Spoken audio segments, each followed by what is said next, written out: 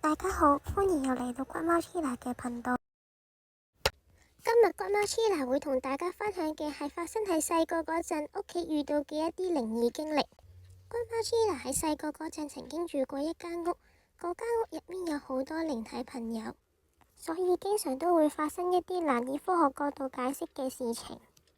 有一次，骨貓黐牙喺傍晚時分見到一個面無血色嘅長髮女人坐咗喺梳妝台前面梳理頭髮。骨貓黐牙亦試過無意中見到屋企嘅一座神像正對住他陰陰嘴地笑，睇起嚟讓人感到有點毛骨悚然。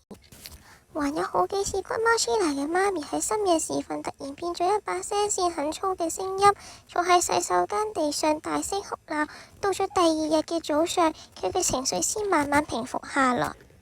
而最可怕嘅經歷就係骨貓黐牙每日放咗學之後，坐喺書台前面做功課嘅期間，往往總係覺得條頸有啲痕痕地嘅感覺。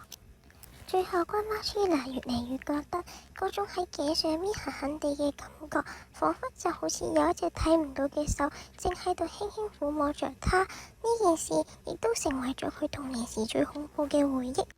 如果大家都中意骨貓黐牙講嘅故事，記得 like 咗呢條片同埋 follow 以上嘅 channel 啦。我哋下集見，拜拜。